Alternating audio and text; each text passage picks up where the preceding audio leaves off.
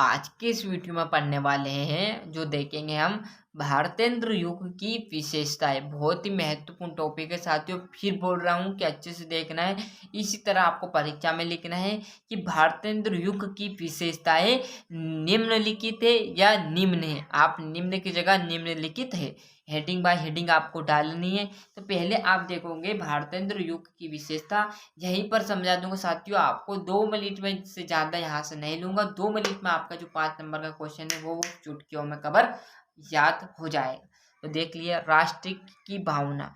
अब राष्ट्र की भावना, इस युग के कवियों ने राष्ट्र की भावना का चित्रण किया गया है।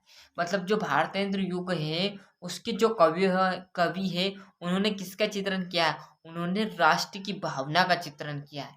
आपको एक पॉइंट याद हो गया होगा कि राष्ट्र की भावना। तो इस युग के या भारतेंद्र युग के जो कवियों हैं उन्होंने किसकी रचना की है या चित्रण किया है? तो राष्ट्र की भावना का चित्रण किया हुआ है। तो पहला पॉइंट, भारतेंद्र युग की विशेषताएं निम्नलिखित है। नंबर 1, राष्ट्र की भावना।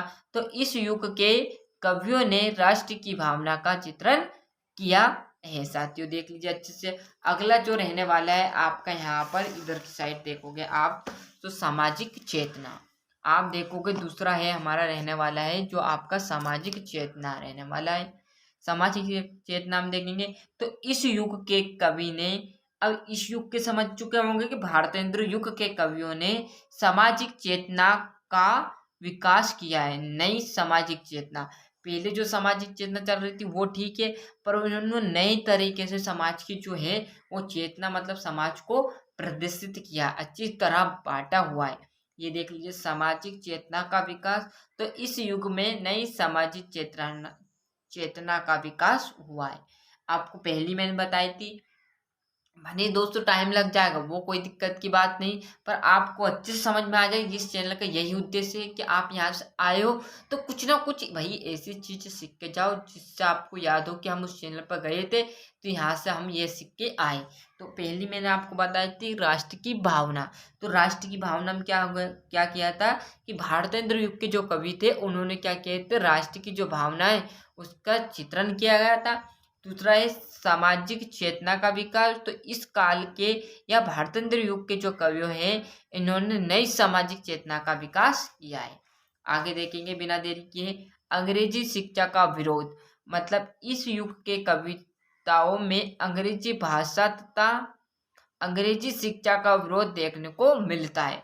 मतलब आप देखोगे अंग्रेजी शिक्षा का विरोध, पहले कोई इंग्लिश नहीं पढ़ता था, ये आप देख लीजिए। जबकि बात है युग चल रहे थे अब, जब हमारा भारतेंद्र युग, जब आपका हमारा किसी का जन्म नहीं हुआ था। जबकि बात है पहले से हम यहाँ पर हिंदी पढ़ता है, पहले अंग्रेजी के प्रति क्या था, विरोध था। अब तो बच्चा बच्चा इंग्लिश पढ़ रहा है साथियों।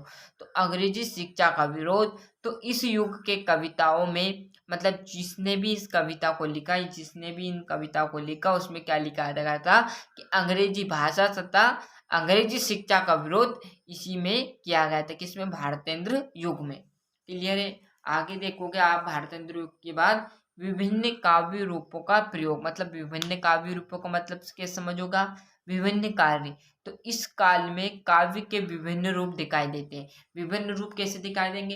किसी ने राष्ट्र की भावना का चित्रण कर दिया, किसी ने सामाजिक चेतना कर दिया, किसी ने अंग्रेजी शिक्षा का विरोध कर दिया। ऐसे यहाँ में विभिन्न काव्य के रूपों का प्रयोग। तो इस काल में विभिन्न जो थे विभिन्न रूप दिखाई देते हैं, जैसे मुक्तक काव्य, प्रबंध काव्य। क्लियर साथियों? यहाँ से अच्छे से 4 ही आपको यहाँ पर जो उसकी विशेषता है वो मैंने आपको समझाई।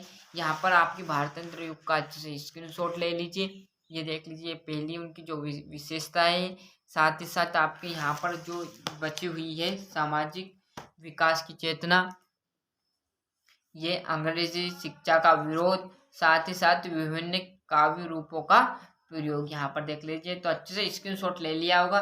तो चैनल पर नए हो तो सब्सक्राइब कर लीजिए और साथ ही साथ नोटिफिकेशन को ऑन करते चलिएगा। साथियों मिलते हैं इसके अगले वीडियो में।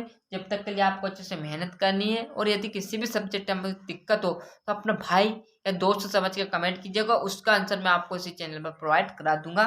और इस चैनल का उद्देश्य यही है कि आप यहाँ से कुछ ना कुछ ऐसा सीख के जाए जिससे आपको परीक्षा में हमारी तरफ से थोड़ी ना थोड़ी मदद जरूर मिले। तो जय हिंद साथियों, जय।